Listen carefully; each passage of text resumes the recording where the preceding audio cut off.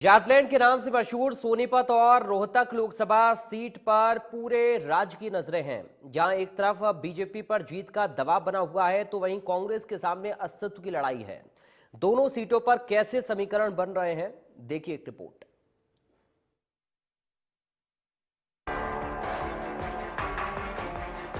सोनीपत और रोहतक लोकसभा सीट पूरे हरियाणा में जाटलैंड के नाम से मशहूर है।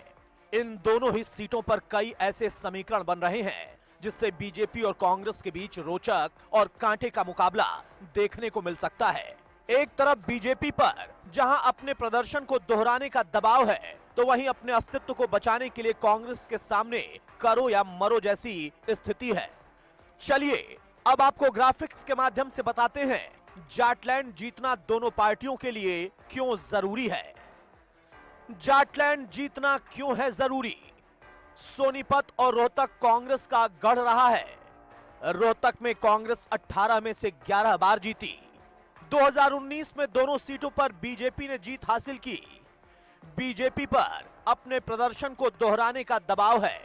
कांग्रेस के सामने अस्तित्व की लड़ाई। सोनीपत रोहतक में हुड्डा परिवार का अच्छा प्रभाव। हरियाणा की 10 लोकसभा सीट में से इन्हीं दो सीटों पर कांग्रेस को कम अंतर से हार मिली थी। ऐसे में कांग्रेस को इन दोनों सीटों से ही उम्मीद है। सोनीपत में कांग्रेस के उम्मीदवार और पूर्व सीएम भूपेंद्र हुड्डा को बीजेपी सांसद रमेश कौशिक ने करीब 1,64,000 वोटों से हराया था। वहीं रोहतक में बीजेपी सांसद अरविंद शर्मा ने कांग्रेस के उम्मीदवार दीपेंद्र हुड्डा को मात्र 7,500 वोटों से पटखनी दी थी। पिछले चुनाव की हार हुड्डा परिवार आज तक पचा नहीं पाया और अपनी हार का बदला लेने के लिए हुड्डा परिवार और कांग्रेस ने इस बार पूरा जोर लगा रखा है। वहीं पीएम मोदी के 400 पार के नारे की वजह से हरियाणा बीजेपी पर राज्य की 10 सीटों पर कमल खिलाने का दबाव है।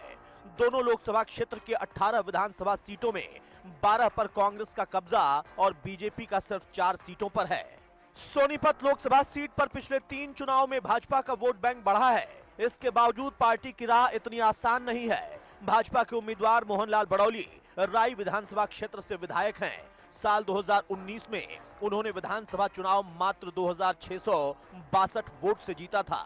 पिछले लोकसभा चुनाव में भाजपा को 52% वोट मिले, वहीं कांग्रेस उम्मीदवार को 37% वोट मिले। दोनों ही सीटों पर मुकाबला दिलचस्प होने वाला है। जहां रोहतक में हार से सबक लेते हुए कांग्रेसी काफी सतर्कता बरत रहे हैं। इस बार वो ओवर कॉन्फिडेंस में नहीं है, तो वहीं बीजेपी उम्मीदवार अरविंद शर्मा भी मेहनत कर रहे हैं। जिसका भी चुनाव प्रबंधन बेहतर होगा, बाजी वही मारेगा। सोनीपत में सारा कुछ कांग्रेस के चेहरे पर निर्भर होगा।